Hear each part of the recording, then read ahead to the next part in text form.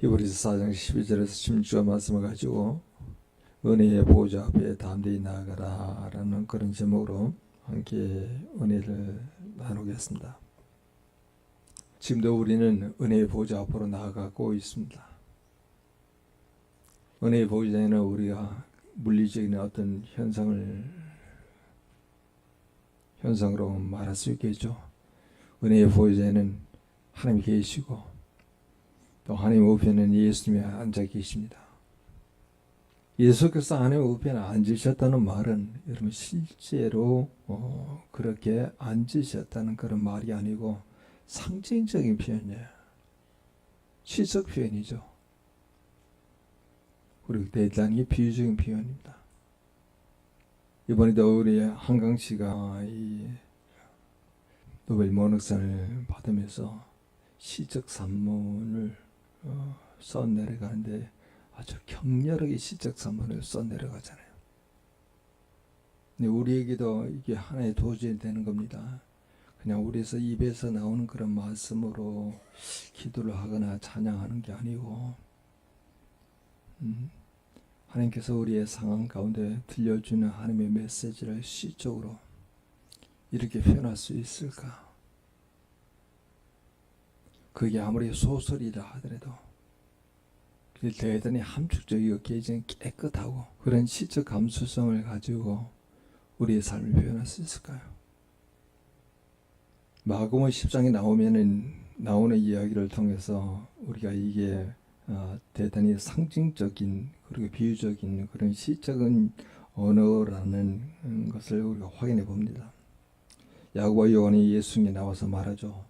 예수님, 우리가 원하는 것을 들어주시려고 소원합니다. 그렇게 말하게 될 때 그들이 원하는 것은 주의 영광 중에 우리를 하나는 주의 우편에 하나는 주의 좌편에 앉게 하여 주옵소서 이렇게 말해요. 원문에는요 뭐라고 되냐, 우편들로부터 그리고 좌편들로부터 앉게 하여 주옵소서. 그런데 이 말의 뜻은 그날에 예수님께 더 가까이 있는 자가 되어서 더 큰 권세를 누렸으면 좋겠습니다 라는 뜻이에요. 예수님께 가까이 가는 자가 큰 권세를 가지고 있거든요. 그때 주는 그 자리를 하나님께서 예비해 두신 것은 사실이지만은 누구라고 정할 수는 없다고 그렇게 말씀하십니다.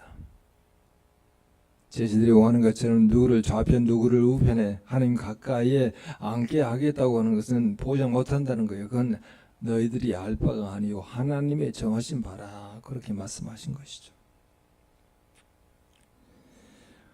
그럼 우리 예수님께서 하나님 우편에 앉으셨다는 말은 예수께서 지상의 공생애를 다 마치고 승천하심으로 하나님으로부터 가장 우월하고 뛰어난 권세를 얻게 되었다는 것을 의미하는 겁니다. 가장 뛰어나고 가장 우월한 권세를 예수님이 가지셨다는 거예요. 왜냐하면 예수님은 지상 사역을 다 마치고 승천하셨잖아요. 그래서 하나님 가까이 앉을 그런 권세가 주어졌어요. 권세뿐만 아니라 능력도 주어졌다고 하는 것을 하나님 우편에 앉아 계시더라 그렇게 표현한 거예요. 헬라어 원문에 보면 우편이라고 하는 단어는 복수로 되어 있습니다. 우편들이라는 말이죠. 하나님의 우편에 보면 여러 개의 자리들이 있음을 의미합니다. 하나님의 보좌로부터 가까울수록 그 권세가 높아지고 멀어질수록 그 권세가 낮아진다는 것을 의미하는 것이죠. 예수께서 지상의 사역을 다 마치고 승천하였을 때 하나님에게서 가장 가까운 곳에 앉으셨다는 의미예요. 상징적인 표현입니다. 예수께서는 이 세상 그 누구보다 탁월한 권세를 가지신 분으로 여겨졌다는 거예요. 성경에서 우편을 능력으로도 상징하기도 하지 않습니까? 그렇다면 예수께서는 승천하신 후에 실제로 어디에 앉으셨을까요? 요한계시록에 보면 예수님께서 승천 후에 어디에 앉아 계시는지가 나옵니다. 계시록 21장 5절에서 7절의 말씀에 이렇게 기록이 되어 있습니다. 보좌에 앉으시니가 이르시되 보라 내가 만물을 새롭게 하노라 하시고 또 이르시되 이 말은 신실하고 참되니 기록하라 하시고 또 내게 말씀하시되 이루었도다. 나는 알파요 오메가요. 처음과 마지막이라. 내가 생명수 샘물을 목마른 자에게 값없이 주리니 이기는 자는 이것들을 상속으로 받으리라. 나는 그의 하나님이 되고 그는 내 아들이 되리라. 여러분, 내 아들은요, 오늘 믿는 자를 이야기하는 거예요.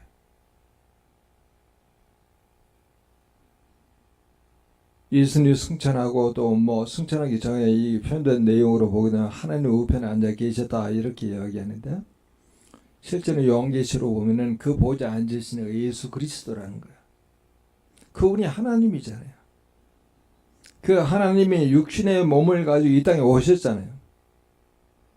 그래서 육신의 몸으로 오신 그 예수님은 하나님의 아들이라고 이야기했는데, 실제는 그분이 하나님이셨어요. 그래서 그 하늘 보좌에 앉으신 분은 하나님이 아니고 하나님이신 예수님이셨다는 거예요. 예수님은 하늘 보좌에 지금도 앉아 계십니다. 어떤 직분으로 어떤 역할을 하기 위해서 거기 앉아 계셨을까요? 오늘 본문에 나오죠. 큰 대제사장. 그리고 다른 본문에서는 대제사장으로 일하고 계십니다 라고 말하게 될 때 하나님 우편에 앉아 계시더라 이렇게 말하게 된 거죠. 성도들이 회개할 때마다 그들의 죄를 사해주는 일을 하고 계시다는 말이죠. 대제사장의 역할은 바로 뭡니까? 회개할 때 죄를 용서해주는 그 역할, 하나님을 대신해서 그 역할을 감당하는 게 대제사장이잖아요. 예수님은 하늘 보좌에 앉으셔서 유일한 중보자로 활동하십니다. 중보자. 성경에서 말하고 있는 중보자는 유일하게 예수님밖에 없어요. 그럼 우리는 중보자로 말하기보다는 중보자 기도를 하는 사람들, 중보자적 기도를 하는 사람들이라고 말하는 게 더 타당하죠. 우리를 위해 친히 간구하신 분이십니다.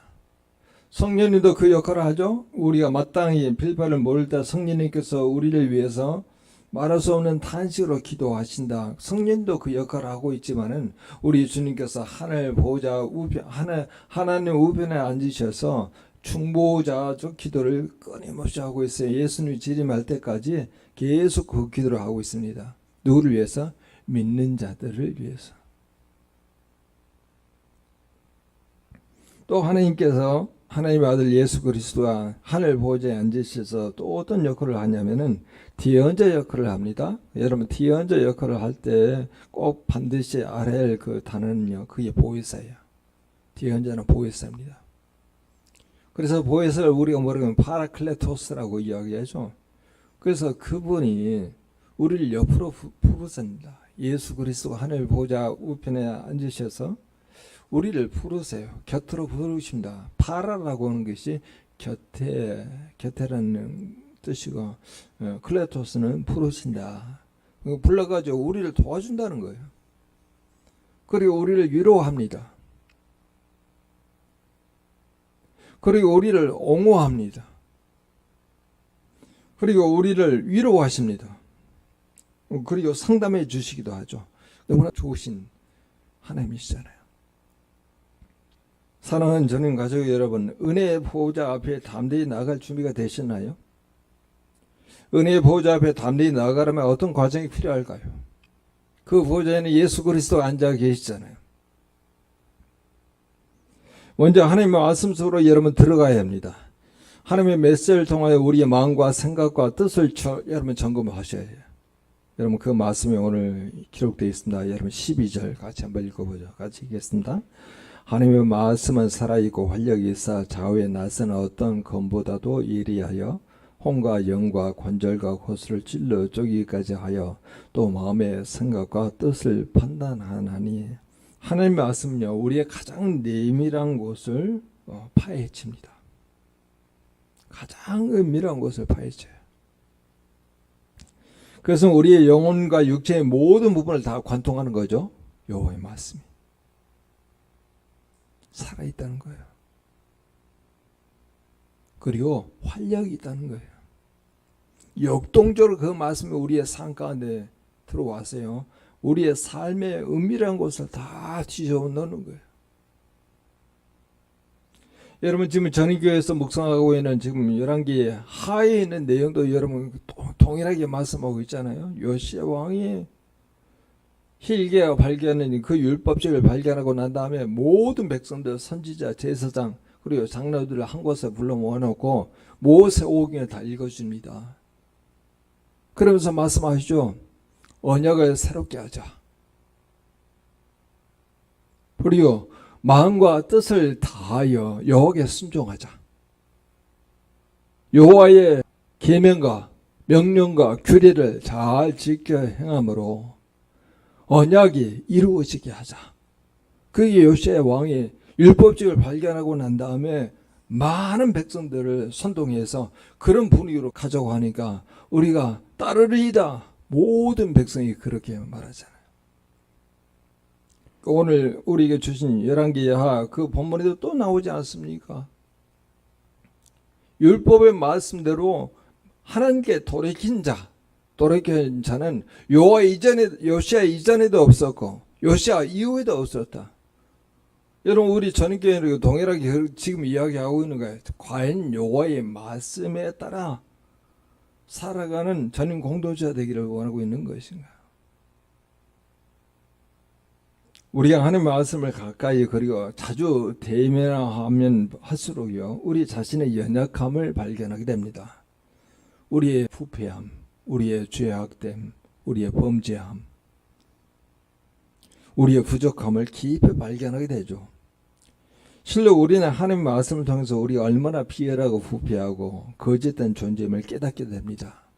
그래서 우리는 예레미야 17장 9절의 말씀을 가져올 수 있겠죠. 만물보다 거짓되고 심히 부패한 것은 마음이라. 다른 사람을 속일 수는 있어요. 그러나 그 자신도 속일 수가 있어요. 그런데 하나님을 속일 수가 없잖아요. 이처럼 하나님 말씀은 우리의 눈을 밝혀주어서 우리 자신이 어떠한 자인지를 깊이 깨닫게 합니다. 그러나 여전히 죄와 허물 가운데 죽어있는 사람은 하나님 앞에서 자기 자신이 어떤 존재인지를 전혀 깨닫지 못한다는 거예요. 그러므로 우리는 늘 우리 자신들을 향해서 되물어야 합니다. 하나님의 말씀이 우리 자신을 그렇게 찔러 쪼개고 있는가? 하나님의 말씀이 우리의 가장 내면한 속까지 침투하고 있는가? 우리의 악한 마음의 작용들을 하나님의 말씀으로 파헤치고 있는가? 우리 속에 자리 잡고 있는 불의의 수렁을 발견해 주고 있는 것인가? 그리고 이 질문들에 대해서 참으로 진지하게 대답해 보아야 한다는 거예요.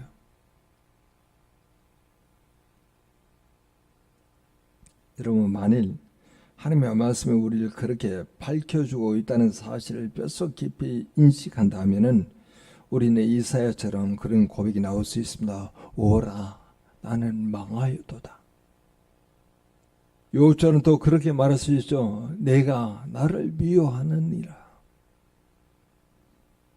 그리고 세리처럼 그렇게 울부짖을 수 있습니다. 불쌍히 여기소서 나는 죄인으로서이다. 베드로의 고백도 그렇지 않습니까? 그렇게 말씀하신데 그물을 내려서 많은 고기를 잡으니까 그때 베드로가 그렇게 고백하는 거예요. 고기 잡은 것 때문에 흥분하지 않고 주님 나는 죄인으로서이다. 떠나소서.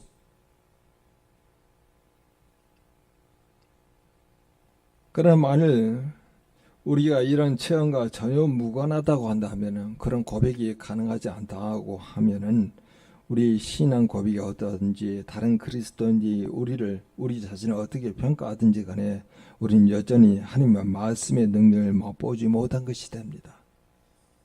하나님의 말씀은요 나의 내면이란 것을 다 들춰내거든요. 나의 거짓됨, 나의 부패함, 나의 연약함, 나의 범죄함, 나의 부족함. 아직도 우리는 죄 가운데 잠자고 있을 줄 모르는 일이죠. 만약 그런 고백이 가능하지 않다 하면요. 그러므로 사랑하는 성도 여러분, 우리는 하나님의 말씀을 자주 읽고 가까이 두어야 합니다.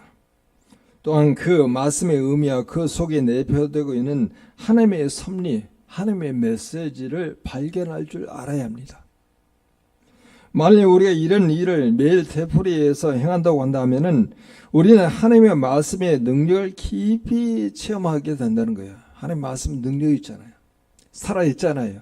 활력이 있잖아요.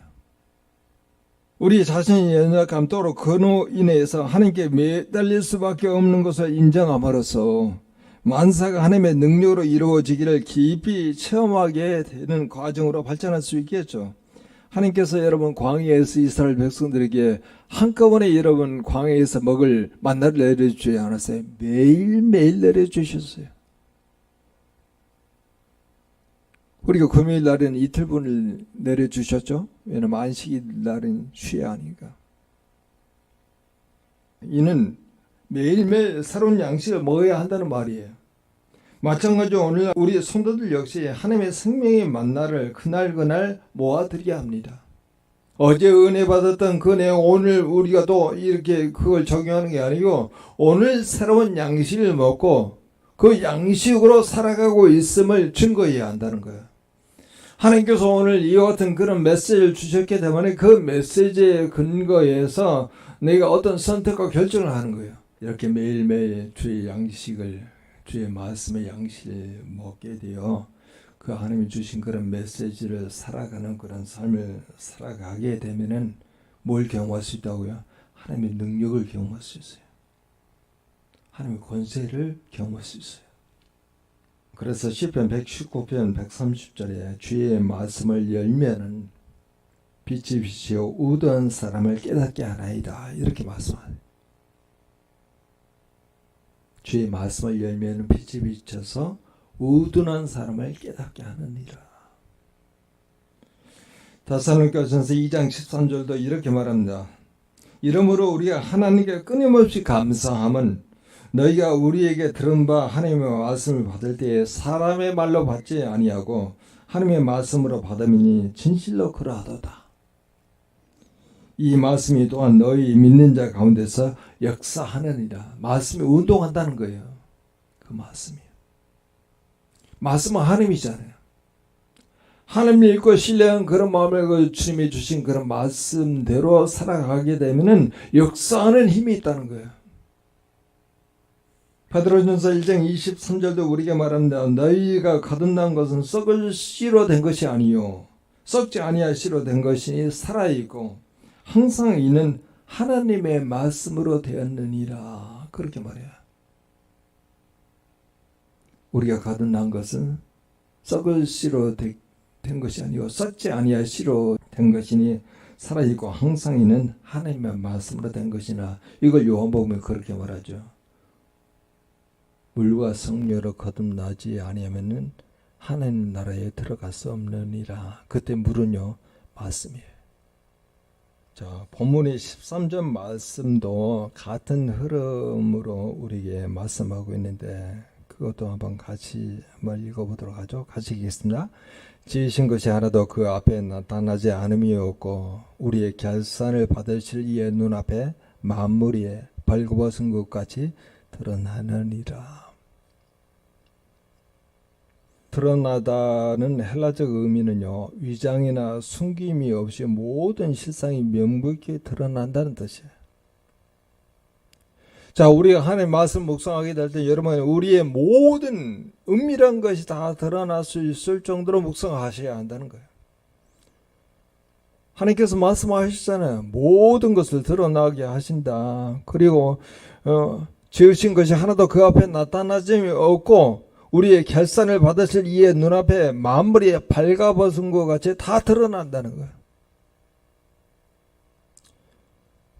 천하 만물은 하나님 앞에 명백히 다 노출되어 있습니다. 마치 요나가 하나님의 배에 도망하려 하였으나 결국은 피하지 못하여 하나님의 말씀을 따를 수밖에 없었던 것 같이 하나님 앞에서 그 어떤 위정도 제거되어 숨김없이 다 드러나게 됩니다. 우리가 예수 그리스도 구원받은 그런 백성이라 하면은요 끝까지 하나님의 말씀에 따라 살아갈 수 있는 그런 존재로 계속 우리를 인도하신다는 거예요. 우리 전교회 성도들은 뭐 따로 성경 공부를 한다든지 그런 부분에 대해서 이렇게 강조를 두지 않는 것은 바로 뭐냐 주의 말씀을 통해서 성령님의 도우심으로 하나님이 각 개인에게 주신 그 말씀 메시지를 듣는 그 훈련을 계속 하셔야 해요.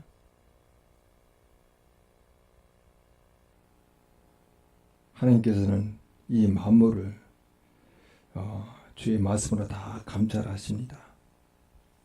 오늘 본문에도 나와 있지만은 이 재판장이 피고인의 모든 정황과 심리를 살피며 심판하듯이 하나님께서는 만물의 모든 것을 살피고 판단하신다는 말이에요. 마치 엑스레이로 사람의 뼈와 신체 내부를 정확히 보는 것처럼 하나님의 말씀에 감찰하심은 모든 피조물의 모든 것을 밝게 드러내십니다. 즉 하나님 앞에서 깊이 감춘 것이 다 드러나지 않는 법이 없어요. 다 드러날 수 있다는 거예요. 여러분 잠잠히 하나님 말씀 안에 자기를 투영해 보시죠. 아무리 깊은 것이라도 하나님 말씀이 다 추적해요. 우리가 하나님 말씀대로 살아가지 아니하게 되면 그게 죄에 있는 상태거든요. 그럼 하나님과 이 분리된 그런 상황 속에서는 아무리 하나님 말씀을 들으려고 해도 들을 수가 없잖아요. 그럼 죄된 상태에서 하나님을 구하고 어떤 문제가 해결되기를 원하고 있다 그러면은 그건 하나님과 분리된 상태에서는 어떤 하나님의 도우심을 줄 수가 없는 것이죠. 그래서 요한복음에 나오잖아요. 너희가 내 안에 있고 내 말이 너희 안에 거하면 하나님 말씀이 거하면은 무엇이든 구하라. 그러면 다 이루리라. 그렇게 말씀하잖아요. 우리는 하나님 말씀에 말씀 속으로 들어가서 하나님의 메시지를 통해서 우리의 마음과 생각과 뜻을 다 점검하고 우리의 연약함, 우리의 부족함, 우리의 부패함, 우리의 거짓됨, 우리의 범죄함을 깨닫게 됩니다. 여러분 이 상태로만 머물러 있으면 우리에게는 아무런 희망이 없잖아요. 다음 단계가 필요합니다. 그게 여러분 16절 전반부에 나와 있습니다. 16절 전반부는 제가 읽겠습니다. 그러므로 우리는 긍휼하심을 받고 때를 따라 돕는 은혜를 얻기 위하여. 그리고 여러분 14절과 15절 연결시키겠습니다. 14절 15절 같이 한번 읽어보죠. 같이 읽겠습니다. 그러므로 우리가 큰 대제사장이 계시니 승천하시니 곧 하나님의 아들 예수시라. 우리가 믿는 도를 굳게 잡을지어다. 우리 있는 대제사장 우리의 연약함을 동정하지 못하실 이가 아니요 모든 일에 우리가 똑같이 시험을 받으신 이로되 죄는 없으시도다. 여러분 우리가 하나님의 긍휼하심을 받고 때를 따라 돕는 은혜를 얻기 위하여 우리가 다음 단계로 발전해야 하는 내용은요, 우리의 영원한 대제사장 되신 그분을 믿는 거예요. 하늘 보좌에 앉아 계신 예수 그리스도를 믿는 거예요. 실제로 믿는 거예요. 그분을 의지하는 거예요. 그분은 모든 사람들과 같이 시험을 받았을 때, 모든 일에 시험을 받았을 때 죄는 없으신 분이잖아요. 우리는 시험 받아서 넘어지는 경우가 너무나 많이 있고 우리의 부족한 연약한 부패한 거짓됨 그리고 범죄함이 하나님 말씀을 통해서 너무나 드러나게 되어서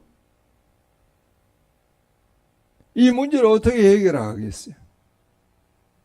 그런 상태 가운데 머물러 있어야 되지 않겠죠. 더 발전하려고 그러면 하나님의 긍휼하심과 돕는 은혜를 얻기 위하여 누구에게 가는 거예요? 믿음의 주여 온전케 하시는 주께 가는 거예요. 나아가는 거예요. 성경 우리에게 말합니다. 믿음의 주여 온전케 하시는 이를 바라보자. 그는 그 앞에 있는 기쁨을 위하여 십자가를 참으사 부끄러움을 개치 아니하시더니 하나님 보좌 우편에 앉으셨는데, 우린 주의 말씀을 묵상할 때마다 우리의 죄악됨, 우리의 범죄함, 우리의 연약함, 우리의 부족함, 우리의 부패함을 보면서 얼마나 부끄럽습니까? 근데 주님은요, 그 앞에 있는 깊으신 뜻을 위해서 십자가를 참으시고 십자가에 죽으시고 부끄러움을 개의치 않았어요. 자기가 부끄러움을 감당한 거죠. 오늘 본문에 그렇게 소개되고 있지 않습니까? 우리가 믿는 도리를 굳게 잡을지어다. 하나님의 긍휼하심과 돕는 은혜를 얻기 위하여 우리가 큰 대제사장인 하나님의 아들 예수 그리스도를 전적으로 믿어야 한다는 말이에요. 오늘 말씀을 통해서 은혜의 보좌 앞에 담대히 나가라고 하는 메시지를 듣게 됩니다. 은혜의 보좌 앞에 담대히 나가기 위해서 어떤 과정과 단계가 다 필요한 것이죠. 그래서 하나님의 말씀 속으로 들어가서 하나님의 메시지를 통해서 우리의 생각과 마음과 뜻을 다 점검하고 우리의 연약함을 보게 됩니다. 우리의 부정을 보게 됩니다. 우리의 부패함을 보게 됩니다. 우리의 범죄함을 보게 됩니다. 그 상태에 머물러 있지 아니고 하나님의 긍휼하심과 돕는 은혜를 얻기 위하여 누구에게 가는 거? 믿음의 주요 온전케 하시는 예수 그리스도를 전적으로 믿어서 은혜의 보좌 앞에 담대히 나아가는 거예요. 오늘 우리 영적인 삶의 현실은요, 은혜의 보좌에 담대히 나아갈 수 있는 그런 하나님의 백성으로 오늘을 지금 살아가고 있다는 거예요. 오늘 예배도 은혜의 보좌 앞에 담대히 나가는 겁니다. 그래서 우리가 함께 기도합니다.